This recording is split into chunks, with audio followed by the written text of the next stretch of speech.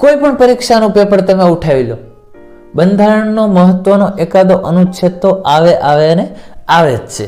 તો એટલા માટે આપણે જે બંધારણના મહત્વના જે અનુચ્છેદો છે એ આ વિડીયોમાં આપણે આવરી લીધેલ છે. તો આ વિડીયોને કારણે 1 માર્ક્સ તો ઓછામાં ઓછો કવર થઈ જ શકે. તો જોઈએ બંધારણના અગત્યના અનુચ્છેદો. Welcome to world of education YouTube channel. અનુચ્છેદ 21 ક. અનુચ્છેદ 21 ક માં શું છે? શિક્ષણનો અધિકાર, કે 6 થી 14 વર્ષના બાળકોને મફત શિક્ષણ, કે 6 થી 14 વર્ષના બાળકો જે છે એમને ફરજિયાત અને મફત શિક્ષણનું અભિયાન, સર્વ શિક્ષા અભિયાન, સૌ ભણે સૌ આગળ વધે. અનુચ્છેદ 24 બાળ મજૂરી પર પ્રતિબંધ, જે 14 વર્ષથી નાની વયના બાળકો છે એને બાળ મજૂરી કરાવવાની નહીં અને ફરજિયાત સ્કૂલે મોકલવાના. તો એ માટે અનુચ્છેદ 24 છે.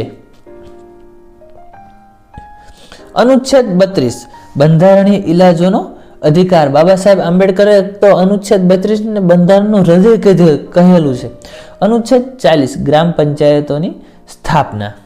ત્યારબાદ જોઈએ અનુચ્છેદ 52 રાષ્ટ્રપતિ પદની જોગવાઈ. હવે રાષ્ટ્રપતિના મહત્વના અનુચ્છેદો આવશે.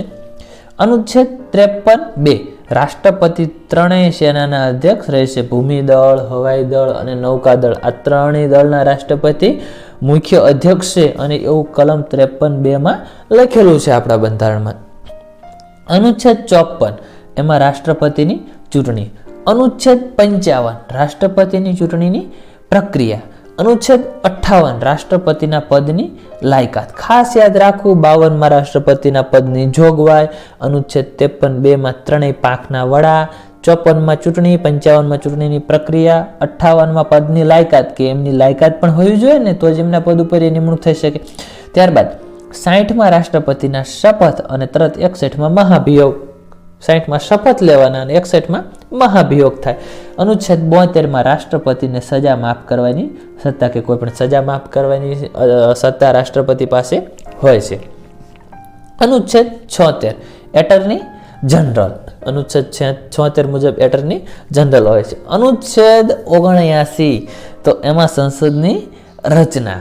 અનુચ્છેદ 79 માં સંસદની રચના, 80 માં સંસદની રચના, 80 માં રાજ્યસભાની રચના, 81 માં લોકસભાની રચના. ત્યારબાદ અનુચ્છેદ 88 એટર્ની જનરલ. ત્યારબાદ 108 સંસદની સંયુક્ત બેઠક. 108 ઇમરજન્સીમાં સંસદની સંયુક્ત બેઠક, ભેગી બેઠક થાય લોકસભા અને રાજ્યસભાની, અને એની અધ્યક્ષતા લોકસભાના સ્પીકર કરે છે અને રાષ્ટ્રપતિના ભાષણથી શરૂઆત થાય છે.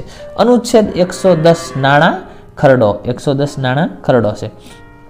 અનુચ્છેદ 112 વાર્ષિક નાણાકીય નિવેદન, એટલે કે જેને આપણે ઇંગ્લિશમાં બજેટ કહીએ છીએ, એ 112.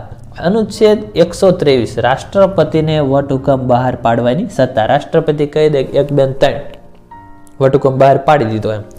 અનુચ્છેદ 124 SCની રચના, સુપ્રીમ કોર્ટની રચના. ફક્ત અનુચ્છેદ 24 માં શું હતું?